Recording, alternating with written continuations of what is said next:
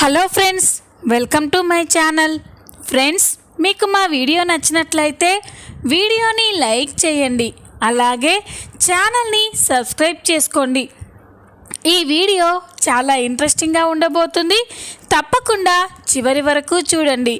ఇక వీడియోలోకి వెళ్ళినట్లయితే సీను సునంద చెప్పినట్లుగా ఎలాగైనా అలేఖ్యని అక్కడి నుంచి తీసుకెళ్ళిపోవాలి అనుకుంటాడు. ఇక అలేఖ్య దగ్గరికి వెళ్ళగానే అలేఖ్య సీనుని చూసి ఒక్కసారిగా షాక్ అయిపోతుంది. ఇతను సీను కదా, నేను గతం మర్చిపోయినప్పుడు నాకు ఫ్రెండ్ అయ్యాడు అని అనుకుంటూ సీను ఎక్కడికి వెళ్ళిపోయావు అని అడిగితే అప్పుడు సీను చిన్న పని మీద ఊరెళ్ళాను చిలకమ్మ, నిన్ను చూడాలనిపించి గిట్లొచ్చిన అని చెప్పగానే ఇక అలేఖ్య అయితే నాకు గతం గుర్తొచ్చినట్టు సీనుకి తెలియకూడదు అని అనుకుంటూ ఉంటుంది. అప్పుడే సీను చిలకమ్మ పద మన ఇంటికి వెళ్ళిపోదాం అని చెప్పగానే అలేఖ్య ఒక్కసారిగా షాక్ అయిపోతుంది.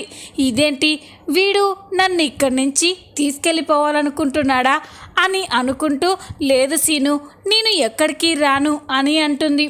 అప్పుడు ఇక సీను అట్లా కాదు చిలకమ్మ, నీకు దెబ్బ తగిలింది అని నీ మీద అత్త మామ బెంగెట్టుకున్నారు, అందుకే మన ఇంటికి పోదాంపా చిలకమ్మ అని అంటే లేదు సీను, నేనెక్కడికి రాను, నేను ఇక్కడే ఉంటాను అని మొండిగా మాట్లాడుతుంది. అది చూసి సీనుకి ఏమీ అర్థం కాదు.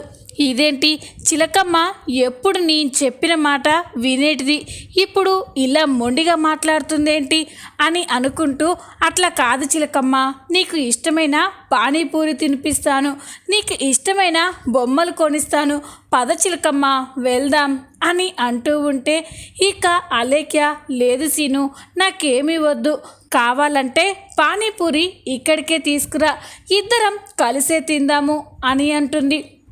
బొమ్మలు కూడా నువ్వు జాతరకి వెళ్ళి తీసుకురా, ఇక్కడ నేను ఆడుకుంటాను, అంతేకాని నేను ఇక్కడి నుంచి ఎక్కడికి రాను సీను అని సీను అయితే షాక్ అయిపోతాడు. ఇదేంటి చిలకమ్మలో మార్పు కనిపిస్తుంది, ఇంత ముందు చూసిన దివ్య వేరు, ఇప్పుడు నేను చూస్తున్న దివ్య వేరు, అసలు ఏమై ఉంటుంది అని అనుకుంటూ ఉంటాడు. ఈ అలేఖ్య కూడా నువ్వు ఎన్ని చేసినా ఏం చెప్పినా కూడా నేను నీతో రాను సీను అని మనసులో అనుకుంటూ ఉంటుంది. సీను ఎంత బ్రతిమలాడినా కూడా అలేఖ్య రానని చెప్పడంతో సీను చేసేదేం లేక ఇక వెళ్ళిపోతూ ఉంటాడు. అప్పుడే సునంద శశికాంత్ సీనుని చూస్తాడు. అదిగో సునంద, సీను వచ్చాడు, పద అలేఖ్య తనతో వెళ్తుంది కదా అని చెప్పి సీను దగ్గరికి వెళ్తారు. సీను దివ్య ఏమంటుంది, నీతో వస్తానంటుంది కదా అని అంటే అప్పుడు సీను లేదమ్మా, ఎందుకో తెలీదు, చిలకమ్మ కొత్తగా మాట్లాడుతుంది, కొత్తగా కనిపిస్తుంది, నేను ఇంతకుముందు ఏం చెప్పినా కూడా వినేది, కానీ ఇప్పుడు అలా లేదమ్మా, తనలో కొత్త దివ్యని నేను చూస్తున్నాను అని సీను చెప్పగానే ఇక సునంద శశికాంత్ షాక్ అయిపోతారు. అసలు ఏం జరిగింది సీను అని శశికాంత్ అడిగితే ఏం చెప్పమంటారు సార్, నేను ఎంత బ్రతిమిలాడినా ఎంత బుజ్జగించినా కూడా దివ్య నాతో రావడానికి ఒప్పుకోవడం లేదు అని చెప్పగానే ఇక సునంద శశికాంత్ అయితే షాక్ అయిపోతారు.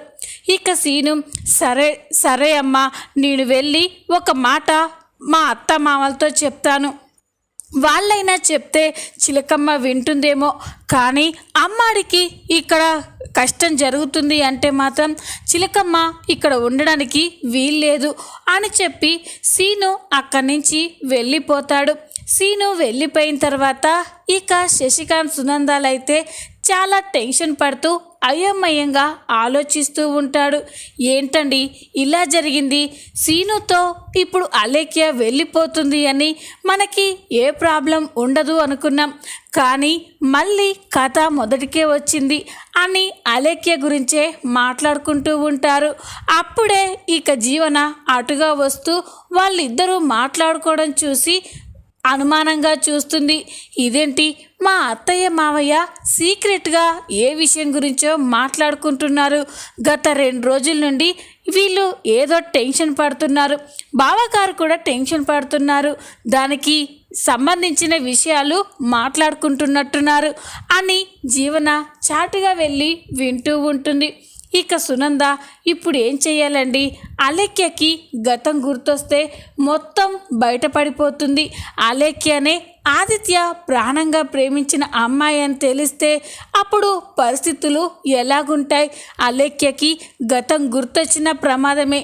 ఆనందికి అలేఖ్య ఆదిత్య ప్రేమించిన అమ్మాయి అని తెలిసిన ప్రమాదమే అని సునంద అంటూ ఉంటే జీవన షాక్ అయిపోతుంది.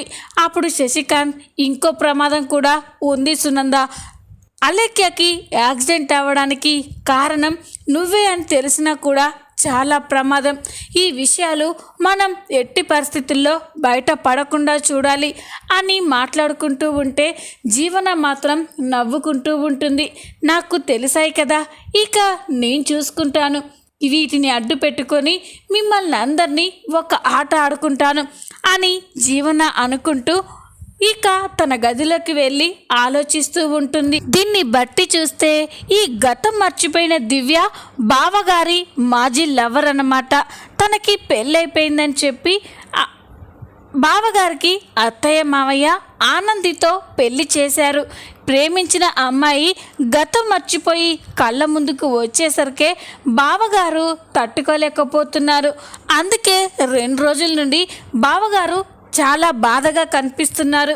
ఇది ఇలా ఉంటే మరో పక్క అసలు దివ్యకి యాక్సిడెంట్ అయి గతం మర్చిపోవడానికి కారణం మా అత్తయ్యే. మా అత్తయ్య యాక్సిడెంట్ చేయడం వల్లే అలేఖ్య గతం మర్చిపోయింది. ఇప్పుడు ఈ విషయాలు నాకు బ్రహ్మాస్త్రం. కానీ ఇందులో ఒక ప్రాబ్లం ఉంది.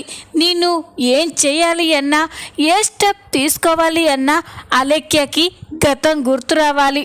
తను ఆదిత్య ప్రేమించిన అమ్మాయి అని అలేఖ్యకి గుర్తొచ్చిన మరుక్షణం ఈ ఇంట్లో సునామీ మొదలవుతుంది. దాన్ని అడ్డు పెట్టుకొని ఆనందిని ఈ ఇంట్లో నుంచి, బావగారి జీవితంలో నుంచి శాశ్వతంగా పంపించేయాలి. అప్పుడు ఈ ఇంటికి నేనే కోడలినవుతాను, నేనే యజమానురాలినవుతాను. మా అత్తయ్యని కూడా ఆ యాక్సిడెంట్ కేసులో పోలీసులకి పట్టిస్తే ఇక నాకు తిరిగే ఉండదు అని జీవన సంబరపడిపోతూ ఉంటుంది. ఇప్పుడు ఈ అలేఖ్య ఏం చేస్తూ ఉంటుందో అని చెప్పి ఇక అలేఖ్య దగ్గరికి వెళ్తూ ఉంటుంది. అలా వెళ్తూ ఉండగా అలేఖ్య ఆనంది వాళ్ళ గదిలో బట్టలు మడత చేస్తూ ఉంటుంది. అప్పుడే అక్కడ ఆదిత్య షర్ట్ చూసి అలేఖ్య ఆ షర్ట్ని హగ్ చేసుకొని ముద్దులు పెడుతూ ఉంటుంది. అప్పుడే జీవన అక్కడికి వెళ్తూ అలేఖ్య ఆదిత్య షర్ట్ని హగ్ చేసుకోవడం, ప్రేమగా చూడడం చూసి ఒక్కసారిగా షాక్ అయిపోతుంది. ఇదేంటి, ఈ అలేఖ్యకి గతం గుర్తులేదు కదా, మరి బావగారి షర్ట్ని అంతలా హగ్ చేసుకొని ముద్దులు పెడుతుందేంటి, సంథింగ్ ఈజ్ రాంగ్ అని జీవన అక్కడే ఉండి చూస్తూ ఉంటుంది. ఇక అలేఖ్య ఆ షర్ట్ వైపే ప్రేమగా చూస్తూ ఆదిత్య తన పక్కనే ఉన్నాడు అనుకొని మాట్లాడుతూ ఉంటుంది. ఆదిత్య, నేను ప్రాణంగా ప్రేమించిన నువ్వు నా కళ్ళెదురుగా ఉన్నా కూడా ఎవరో తెలియనట్టుగా దూరంగా ఉండడం నా వల్ల కావడం లేదు ఆదిత్య. ఈ దూరాన్ని తగ్గించి త్వరలోనే మనం ఒక్కటవ్వాలి, నేనే నీ భార్యగా ఉండాలి అని అంటూ ఉంటుంది. అది విని ఇక జీవన ఒక్కసారిగా షాక్ అయిపోతుంది. అంటే అలేఖ్యకి గతం గుర్తొచ్చిందా? గతం గుర్తొచ్చినా కూడా గుర్తు రానట్లు నటిస్తుందా? ఎందుకు అని అనుకుంటూ ఉండగానే ఇక అలేఖ్య, నాకు గతం గుర్తొచ్చినా కూడా బయటపడితే ఎక్కడ ఆనంది యొక్క బాధపడుతుందో అని ఆగిపోయాను. కానీ నా వల్ల కావడం లేదు ఆదిత్య, నువ్వు లేకుండా నేను బ్రతకలేను అని ఇక అలేఖ్య అంటూ ఉంటే ఇక జీవనకి విషయం మొత్తం అర్థమైపోతుంది. అంటే ఈ అలేఖ్య ఆనంది కోసం ఆలోచించి బావగారికి దూరంగా ఉంటుందన్నమాట. ఈ విషయాన్ని దాచిందన్నమాట. లేదు, అలా జరగడానికి వీల్లేదు. ఈ అలేఖ్య మనసు మార్చి ఆనందిని బావగారి జీవితంలో నుంచి పంపించేసి అలేఖ్యకి ఆదిత్యకి పెళ్లి చేయాలి, ఈ మెల్లగా అలేఖ్యను కూడా ఇంట్లో నుంచి పంపించేయాలి అని జీవన అనుకుంటూ ఉంటుంది. ఇక అలేఖ్య ఒక చోట కూర్చొని ఆదిత్య గురించే ఆలోచిస్తూ ఉంటే ఇక జీవన అలేఖ్య దగ్గరికి వెళ్తుంది. ఏంటి అలేఖ్య, ఏం ఆలోచిస్తున్నావు? మా బావగారి గురించే ఆలోచిస్తున్నావు కదా అని చెప్పగానే అలేఖ్య షాక్ అయిపోతుంది. ఇక మనసులో ఇదేంటి జీవనకి అన్ని విషయాలు తెలిసినట్టుగా మాట్లాడుతుంది అని కంగారు పడుతూ అలేఖ్యనా, అలేఖ్య ఎవరు అని అంటే, నువ్వే అలేఖ్య, ఎందుకు నా దగ్గర దాస్తున్నావు? నేను ఈ ఇంట్లో వాళ్ళలా అమాయకురాల్ని కాదు, ఆవలిస్తే పేగులు లెక్కబెట్టే రకం. నాకు నీ గురించి, నువ్వు మా బావగారు ప్రేమించుకున్న విషయం గురించి మొత్తం తెలిసిపోయింది. అంతేకాదు నీకు గతం గుర్తొచ్చినా కూడా గుర్తు రానట్లే అందరి ముందు నటిస్తున్నావని అర్థమైంది అని జీవన చెప్పగానే అలేఖ్య షాక్ అయిపోతుంది. ఏంటి ఈ విషయాలన్నీ నీకెలా తెలిసాయి అని అంటే, ఎలాగో తెలిసాయిలే అలేఖ్య, అన్నట్లు ఏ నిర్ణయం తీసుకున్నావు? మా బావగారిని ఆనందికి అప్పగించాలి అనుకుంటున్నావా, లేకపోతే మా బావగారి జీవితంలోకి వెళ్ళాలి అనుకుంటున్నావా అని అంటే, అలేఖ్య నాకు అదే అర్థం కావట్లేదు జీవన. నా ప్రాణాలు కాపాడి నన్ను సొంత చెల్లిలా చూసుకున్న అక్కకి అన్యాయం చెయ్యలేను, అలాగని ప్రాణంగా ప్రేమించిన ఆదిత్యని వదులుకోలేను. ఏం చెయ్యాలో అర్థం కాక సతమతమైపోతున్నాను అని అలేఖ్య అంటూ ఉంటే ఇక జీవన, ఏంటలేఖ్య నువ్వు మరీ ఇంత అమాయకురాల్లా ఉన్నావు? అసలు మీ అక్క బావ ఇప్పటి వరకు భార్యాభర్తలుగా లేరు, ఆ విషయం నీకు తెలుసా అని అంటే, తెలిసినా కూడా అక్కకి అన్యాయం ఎలా చేయగలను అని అంటే, అప్పుడు జీవన, అన్యాయం ఎలా అవుతుంది అలేఖ్య? బావగారు నిన్ను ఇంకా ప్రేమిస్తున్నారు కాబట్టే ఆనందిని భార్యగా ఒప్పుకోలేకపోతున్నాడు. అలాంటప్పుడు మీరు ముగ్గురు ఎందుకు బాధపడాలి? భర్తకి దగ్గరవ్వలేక ఆనంది ప్రేమించిన అమ్మాయిని మనసులో పెట్టుకొని భార్యకి దగ్గరవ్వలేక బావగారు, నువ్వు ఎందుకు మీ ముగ్గురు ఇంతలా బాధపడాలి? అందుకే నేను చెప్పేది విని నువ్వు ఆదిత్య బావని పెళ్లి చేసుకో. అంతకంటే ముందు ఈ విషయాన్ని అత్తయ్య మామయ్యకి ఒకసారి చెప్పు అని చెప్పగానే ఇక అలేఖ్య షాక్ అయిపోయి చూస్తూ ఉంటుంది.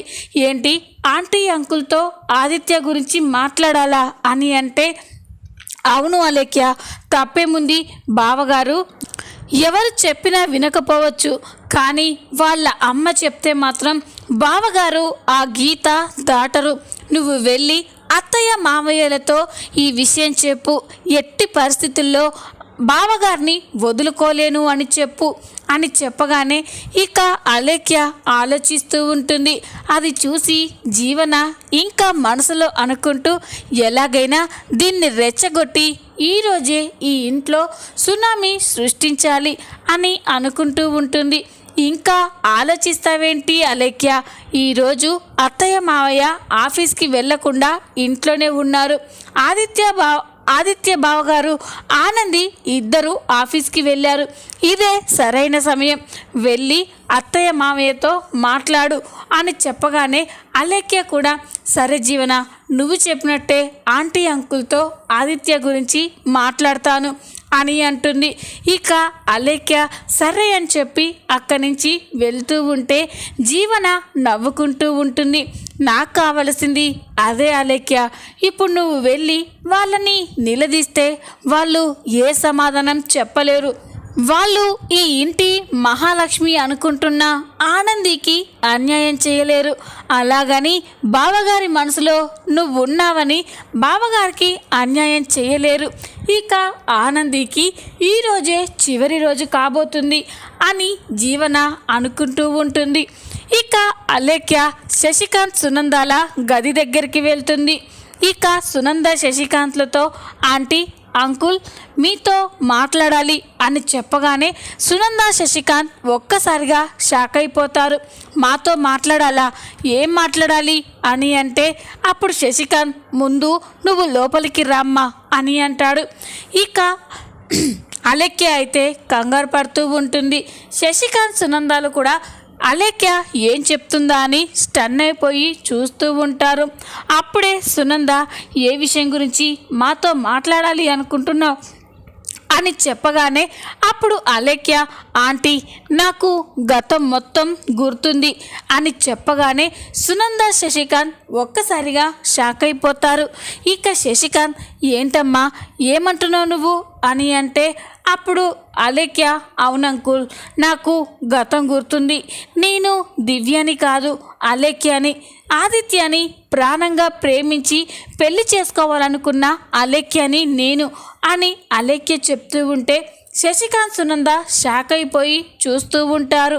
ఇక వీళ్ళిలా మాట్లాడుకుంటూ ఉంటే చైతన్య అప్పుడే అటుగా వెళ్తూ ఉంటాడు. ఇక అలేఖ్య శశికాంత్ సునందాలు మాట్లాడుకోవడం చూసి, ఏంటి దివ్య అమ్మ నాన్నతో ఏం మాట్లాడుతుంది అని అనుకుంటూ వాళ్ళ మాటలు వింటూ ఉంటాడు. అప్పుడే ఇక శశికాంత్, ఏంటమ్మా అంటే నీకు గతం గుర్తొచ్చిందా? నువ్వు అలేఖ్యమని ఆదిత్యాన్ని ప్రేమించిన విషయం అన్నీ గుర్తొచ్చాయా అని చెప్పగానే ఇక అది విని చైతన్య షాక్ అయిపోతాడు. ఇక మనసులో, ఏంటిది అంటే ఈ దివ్య అన్నయ్య ప్రేమించిన అలేఖ్యనా? ఇంత పెద్ద ట్విస్ట్ ఏంటి అని అనుకుంటూ ఉంటాడు. ఇక అలేఖ్య, అవునంకుల్ నేను అలేఖ్యని అని చెప్పగానే అప్పుడు సునంద, మరి ఎందుకు గతం గుర్తొచ్చినా కూడా గుర్తు రానట్లు దివ్యగా ఉంటున్నావు అని చెప్పగానే అప్పుడు అలేఖ్య, లేదాంటీ ఆనంది అక్కకి అన్యాయం జరుగుతుందేమోనని ఇన్ని రోజులు గతం గుర్తొచ్చినా కూడా గుర్తు రానట్లే నటించాను. కానీ ఇప్పుడు ఆ అవసరం లేదు. నా ఆదిత్య నాకు కావాలి అని చెప్పగానే సునంద శశికాంత్ చైతన్యాలు షాక్ అయిపోతారు. ఇక శశికాంత్, చూడమ్మా నువ్వు ఆది ప్రేమించుకోవచ్చు, కానీ నువ్వు ఆదిని కాదనుకొని వెళ్ళిపోయిన తర్వాత ఆనంది ఆది జీవితంలోకి వచ్చింది. వాళ్ళిద్దరూ సంతోషంగా ఉండే సమయంలో మళ్ళీ మధ్యలోకి నువ్వొచ్చావు. అందుకే ఎలా వచ్చావో వాళ్ళ మధ్యలో నుండి అలాగే వెళ్ళిపోమ్మా, ఆనందికి అన్యాయం చెయ్యొద్దు అని చెప్పగానే అలేఖ్య, లేదంకుల్ ఆదిత్య అక్కతో సంతోషంగా లేడు. అలా ఉంటే వాళ్ళు ఎప్పుడో భార్య భర్తలుగా ఒక్కటయ్యేవారు. ఇప్పటి వరకు వేరువేరుగా ఉండేవాళ్ళు కాదు. దీన్ని బట్టే నాకు అర్థమయ్యింది ఆది మనసులో ఇంకా నాకు స్థానం అలాగే ఉంది అని. నన్ను మనసులో పెట్టుకొని ఆది అక్కని భార్యగా ఎలా ఒప్పుకుంటాడు? అందుకే దీనంతటికీ పరిష్కారం ఒక్కటే, అక్కకి విడాకులు ఇప్పించి ఆదిత్యకి నాకు పెళ్లి జరిపించండి అని చెప్పగానే సునంద శశికాంత్ షాక్ అయిపోతారు. ఇక సునంద, ఏం మాట్లాడుతున్నావు? మతుందే మాట్లాడుతున్నావా? నువ్వు ఆది ప్రేమించుకున్నారు, కానీ ఆదిత్య ఆనంది దైవ సాక్షిగా అగ్ని సాక్షిగా పెళ్లి చేసుకున్నారు. ప్రేమ బంధం కంటే పెళ్లి బంధం గొప్పది, దాన్ని విడదీయాలని ఎప్పుడూ అనుకోవద్దు అని అంటూ ఉంటే అలేఖ్యకి కోపం వస్తూ ఉంటుంది. లేదంటే మీరు ఆనందికి విడాకులు ఇప్పిస్తారా, లేకపోతే నన్నే అక్కకి చెప్పి ఆదిత్య జీవితంలోని వెళ్ళిపోమని చెప్పమంటారా? నేను చెప్తే అక్క వింటుంది, ఎందుకంటే నేను ఆదిత్య ప్రేమించుకున్నామని తెలిస్తే అక్క అర్థం చేసుకుంటుంది అని చెప్పగానే సునంద శశికాంత్ అయితే షాక్ అయిపోయి చూస్తూ ఉంటారు. ఇక అలేఖ్య, చూడండి అంకుల్, ఎట్టి పరిస్థితుల్లో ఆదిత్యని నేను వదులుకోను, అక్కని ఆదిత్య జీవితంలో ఉండనివ్వను అని అంటే అప్పుడే చైతన్య ఎంట్రీ ఇస్తాడు. అలేఖ్య, ఇంకొక మాట మా వదినని అన్నయ్య జీవితంలో నుండి పంపిస్తాను అంటే నేను ఊరుకోను అని అంటాడు. చైతన్య అక్కడికి రావడం చూసి అందరూ కూడా షాక్ అయిపోతారు. రే చైతన్య అని శశికాంత్ అంటూ ఉంటే, నాన్న మీరాగండి, నాకు మొత్తం తెలిసిపోయింది. అన్నయ్య అలేఖ్య అనే అమ్మాయిని ప్రేమించాడని తెలుసు, కానీ ఆ అమ్మాయి ఈ దివ్య అని నాకు తెలీదు. చూడలేఖ్య, నువ్వు మా అన్నయ్యని ప్రేమించి ఉండవచ్చు, కానీ అన్నయ్య ఇప్పుడు వదినని ప్రేమిస్తున్నాడు. అది మాకు బాగా అర్థమైంది. మర్యాదగా అన్నయ్య జీవితంలో నుండి వెళ్ళిపో అని చెప్పగానే అప్పుడు అలేఖ్య మొండిగా, లేదు చైతన్య, నేను మీ అన్నయ్య జీవితంలో నుండి వెళ్ళను. ఆనందిని మీ వదినగా మర్చిపోయి ఈ రోజు నుండి నన్నే మీ అన్నయ్య భార్యగా నీ వదినగా అనుకో అని చెప్పగానే చైతన్యకి చాలా కోపం వస్తుంది. ఇక వెంటనే ఆయన నువ్వు ఇంకొక క్షణం కూడా మా ఇంట్లో ఉండడానికి వీల్లేదు అని చెప్పి ఇక అలేఖ్య చెయ్యి పట్టుకొని బయటికి గెంటేస్తూ ఉంటాడు. ఇదంతా చూస్తున్న జీవన అయితే షాక్ అయిపోయి చూస్తూ ఉంటుంది. ఇదేంటి, చాలా బాగా జరుగుతున్న ఈ స్టోరీని ఈ చైతన్యగాడు వచ్చి మొత్తం పాడు చేశాడు అని అనుకుంటూ ఉంటుంది. చూద్దాం మరి నెక్స్ట్ ఏం జరగబోతుందో. ఈ వీడియో కనుక మీకు నచ్చినట్లయితే లైక్ చేయండి, సబ్స్క్రైబ్ చేసుకోండి. Thanks for watching.